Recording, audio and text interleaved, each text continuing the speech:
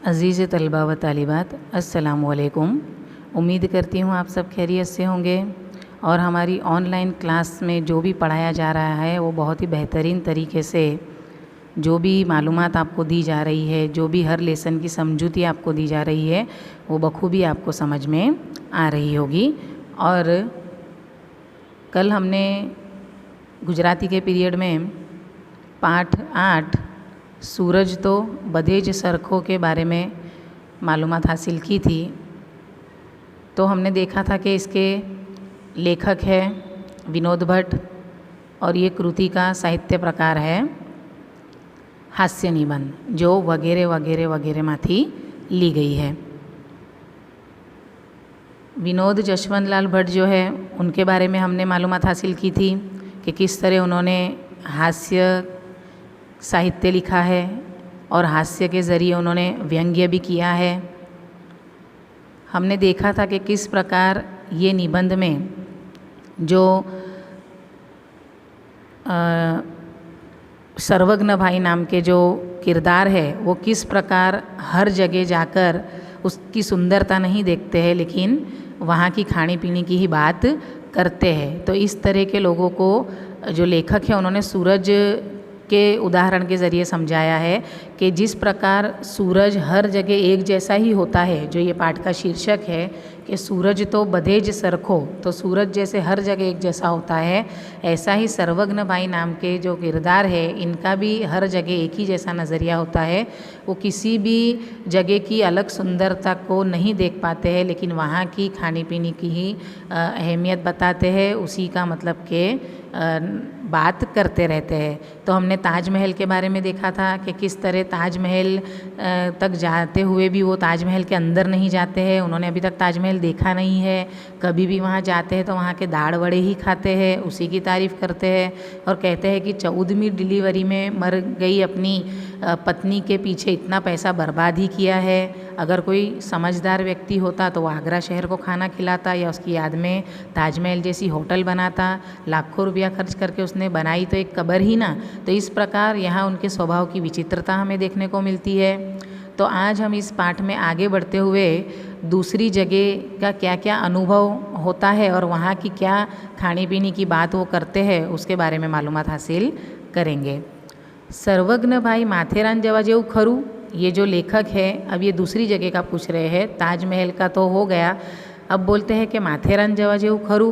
तो क्या कहते हैं, દાદાગીરી બોસ માથેરાન એટલે માથેરાન આપના પુરોહિતવાળાની જ ત્યાં એક હોટલ છે, એ હોટલના દાળ ભાત आंगड़ा करड़िया करीने करिए फैंटास्टिक। देखिए अब क्या कहते हैं, ताजमहल के दाढ़ वड़े तो हो गए लेकिन माथेरान के बारे में जब उनसे पूछा जाता है तो कहते हैं कि बहुत ही बढ़िया, वहाँ एक पुरोहित वाले की जो होटल है वो बिल्कुल उनके पहचान की है, हमेशा वहीं जाते हैं और वहाँ के दाल भात तो ऐसे होते हैं कि आप उंगलियां चाटते रह जाओ, फैंटास्टिक। यानी हर जगह वहाँ की खूबसूरती बताने के बदले, वहाँ की विशिष्टताएं बताने के बदले वो खाने पीने की ही बातें करते रहते हैं। तो ये उनके स्वभाव की विचित्रता है जो यहाँ लेखक ने हास्य के ज़रिए उन पर व्यंग्य करते हुए हमें बताया है। ત્યાં જોવા જેવી કંઈ ખાસ જગ્યા, લેખક પૂછતે કે વहाँ देखने जैसी कोई खास जगह, तो कहते हैं ने घना पॉइंट्स, सनसेट पॉइंट, एको पॉइंट, पेनोरमा पॉइंट। तो कहते हैं कि बहुत सारे पॉइंट्स वहाँ है। अक्सर हम जब पहाड़ी इलाकों में जाते हैं तो अलग अलग वहाँ पॉइंट होते हैं। एको पॉइंट मतलब कि जहाँ जैसे हम आवाज़ लगाते हैं तो वही आवाज़ दोबारा गूंज कर हमें सुनाई देती है। सनसेट पॉइंट जहाँ सूर्योदय और सूर्यास्त अच्छे से होते हुए दिखाई देता हो। और ये एक पेनोरमा पॉइंट है, ये वहाँ की ज़्यादा फेमस जगह है। तो ये अलग अलग पॉइंट्स के बारे में बताते हैं कि ये जगह वहाँ देखने जैसी है। पेनोरमा पॉइंट पर एक नारियल वाड़ो बैसे छे, देखिए वहाँ की भी इन्होंने तारीफ़ शुरू कर दी। क्या कहते हैं कि पेनोरमा पॉइंट जो है वहाँ एक नारियल वाड़ा बैठता है पेनोरमा पॉइंट में, और ये माथेरान है तो वहाँ एक नारियल वाला बैठा है। अमे तो घनी वार नारियलનું पानी पीवा माटे ज पेनोरमा पॉइंट पर जाता होइए छे। क्या कहते हैं कि पेनोरमा पॉइंट जो इतनी अच्छा हिल स्टेशन है माथेरान, वहाँ की प्राकृतिक सौंदर्य देखने के लिए नहीं लेकिन क्या करने के लिए ये जाते हैं सर्वज्ञ भाई, कई बार तो वो सिर्फ नारियल पानी पीने के लिए ही वहाँ जाते हैं। बीजा कशा खातर नहीं तो नारियल पानी खातर तमारे माथेरान जाऊ। देखिए इनकी स्वभाव की विचित्रता। क्या कहते हैं कि भले कोई वजह से नहीं लेकिन नारियल पानी पीने आप ज़रूर माथेरान जाइए। मतलब माथेरान का सिर्फ इतना ही महत्व है कि वहाँ नारियल पानी अच्छा मिलता है। वहाँ की जो कुदरती सुंदरता है, प्राकृतिक सौंदर्य है, उसका कोई महत्व सर्वज्ञ भाई की नज़र में नहीं है। दार्जिलिंग आ सीजन में मोंघू पड़े। लेखक आगे बात करते हुए कहते हैं कि दार्जिलिंग इस सीज़न में महंगा पड़ेगा। वैकेशन में अक्सर जो घूमने जैसी जगह होती है, हिल स्टेशन होते हैं, तो ये अक्सर यहाँ का पैकेज महंगा हो जाता है। ऑफ सीज़न से ज़्यादा यहाँ जो वैकेशन की सीज़न होती है उसमें यहाँ सब चीज़ें होटल वगैरह महंगी होती है। तो कहते हैं दार्जिलिंग ये सीज़न में महंगा पड़ेगा। तो क्या कहते हैं, સહેજ પણ મોંઘું नहीं, बिल्कुल भी महंगा नहीं पड़ेगा। क्यों? तो सेठिया તમારે એમ કરવાનું કે એક ટંક જમવાનું ને સાંજે નાસ્તાથી ચલાવી લેવાનું। क्या कहते हैं कि एक वक्त आपको खाना है, एक टंक यानी एक वक्त का आपको खाना है और शाम को आपको नाश्ता ही कर लेना है। ત્યાં દિલ્હી ચાટ સેન્ટરની બાજુમાં એક દહીંવાળાવાળો બેસે છે। अब क्या कहते हैं कि दिल्ली चाट सेंटर जो है उसके बाजू में एक दही वड़े वाला बैठता है। अब यहाँ दही वड़े की तारीफ इन्होंने शुरू कर दी। पट्ठो शू फक्कड़ दही वड़ा बनावे छे। क्या कहते हैं कि क्या फक्कड़ यानी क्या स्वादिष्ट दही वड़े वो बनाता है। बस खाधा ज करिए, बस खाते ही रह जाओ। मतलब हर जगह पे खाने पीने की बात कहे छे कि त्याना खड़खड़ वहता झरणामां पग बोड़ीने बेसी रहवानी मजा आवे छे, एक लावो छे।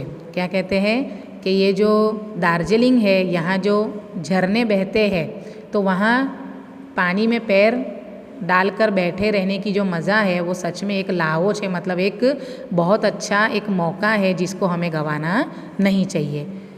अरे साव हम्बग यार, एक बार पहला यानी ये जो ऊपर का वाक्य है कहे छे कि त्याना खड़खड़ वहता झरणामां पग बोड़ीने बेसी रहवानी मजा आवे छे, एक लावो छे। ये बात लेखक कहते हैं। उन्होंने ये बारे में सुना होगा दूसरों से, इसलिए वो कहते हैं कि हमने ऐसा सुना है कि वहाँ के झरने हैं, वहाँ बैठना बहुत अच्छा लगता है।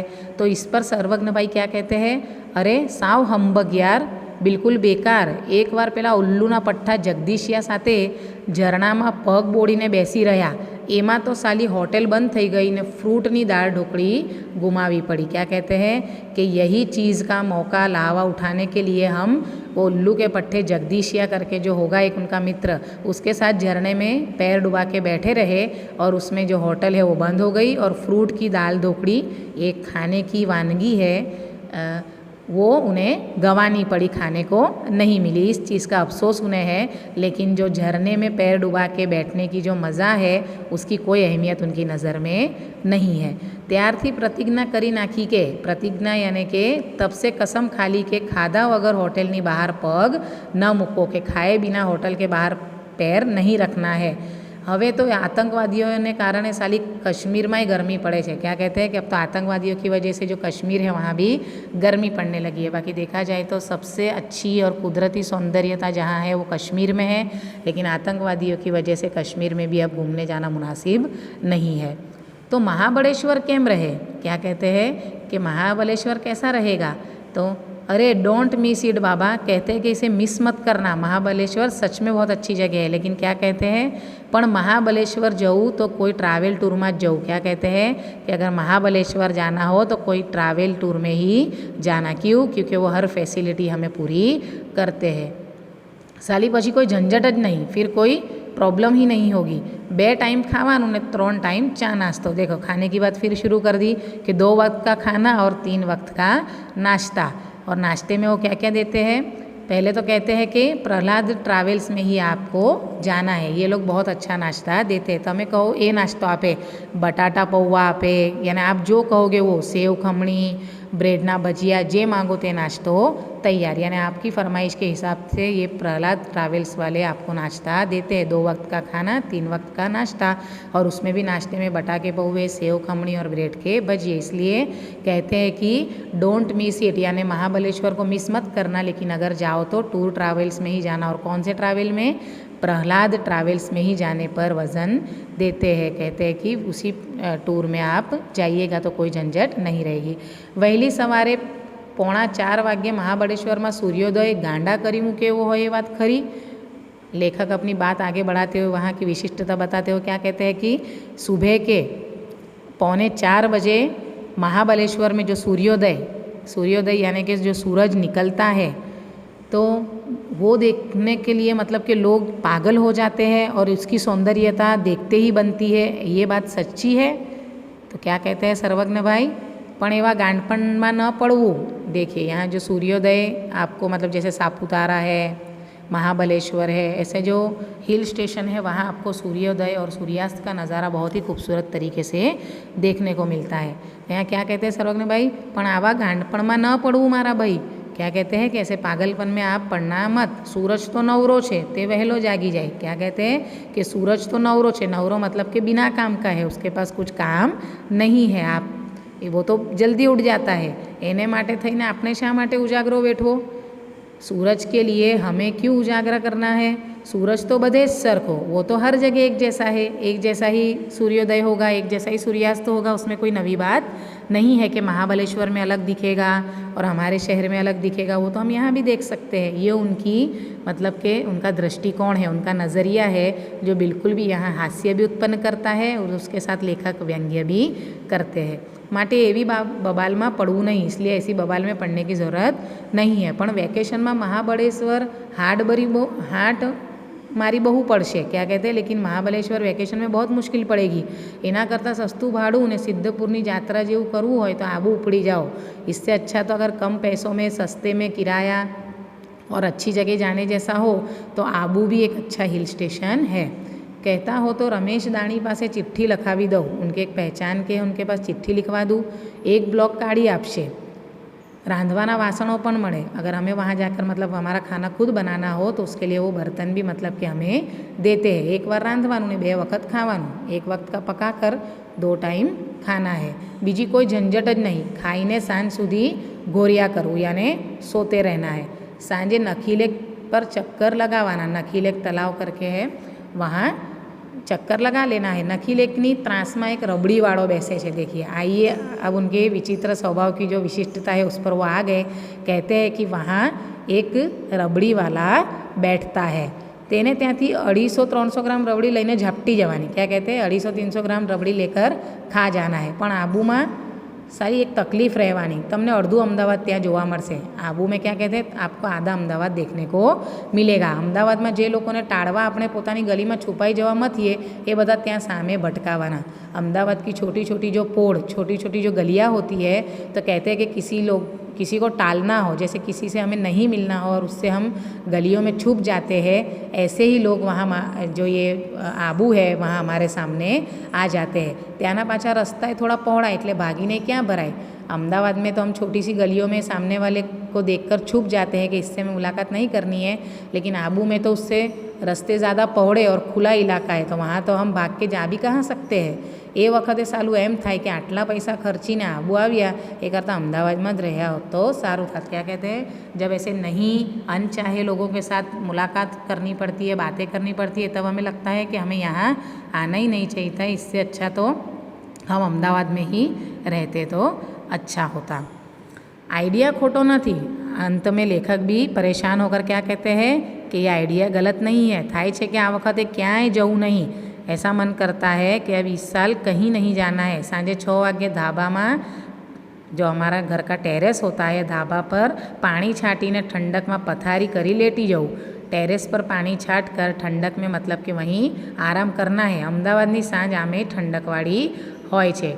अने फिर लेखक अगर ये कहते हैं तो सर्वज्ञ भाई क्या कहते हैं कि वाह ये तो उत्तम, ये तो सबसे अच्छा आइडिया है, बेस्ट आइडिया है। ढाबा में बेसीने पटेल नो आइसक्रीम। देखिए अब यहाँ भी इन्होंने खाने की बात डाल दी। कहते हैं कि हाँ ये जो टेरेस पर बैठ के आराम करने वाला आपका जो आइडिया है ये बहुत अच्छा है, लेकिन अगर वहाँ टेरेस पर बैठ के अगर हमने पटेल की आइसक्रीम खाई और उसके साथ गप्पे मारे तो उसकी मज़ा ही अलग है। ते साली बीजे क्यांय नथी। एटले तो हूँ कहूँ छूँ कि पृथ्वीनो छेड़ो घर। अब ये जो पृथ्वीनो छेड़ो घर ये एक रूढ़िप्रयोग है, यानी कि कहीं भी इंसान पूरी घूम कर आए लेकिन अंत में वो आता तो घर पर ही है, और जो सुकून उसे घर पर मिलता है वो कहीं भी नहीं मिलता। इसलिए यहाँ कहते हैं कि पृथ्वीनो छेड़ो घर, मतलब अंत में घूम फिर कर इंसान आता तो घर पर भी है, घर पर ही है। एटले बापू अपनी तो ये सलाह है कि समझी गया ने। तो कहते हैं सर्वज्ञ भाई कि इसलिए तो मेरी यही सलाह है कि समझ गए ना, वगैरह वगैरह वगैरहમાંથી। तो इस प्रकार प्यारे बच्चों आपने देखा कि ये किस प्रकार हास्य साहित्य कृति है कि जिसमें जो सर्वज्ञ भाई है वो हमेशा खाने पीने की ही बात करते हैं। लेखक उन्हें घूमने जाने की बारे में पूछते हैं कि ये जगह कैसी है, वो जगह कैसी है, लेकिन हर जगह वो खाने पीने की ही बात करते हैं। और अंत में जो लेखक है वो परेशान होकर कह देते हैं कि अब मैं कहीं नहीं जाऊंगा, अहमदाबाद में ही रह के अपने टेरेस पर बैठ के पटेल के आइसक्रीम की जो सलाह देते हैं सर्वज्ञ भाई वही करूँगा, और अंत में अपनी बात को पूरा करते हैं। तो इस प्रकार ये हास्य निबंध आपको पसंद आया होगा और समझ में भी आया होगा। तो प्यारे बच्चों नेक्स्ट पीरियड में दूसरे पार्ट के साथ मिलेंगे, तब तक के लिए अल्लाह हाफिज़।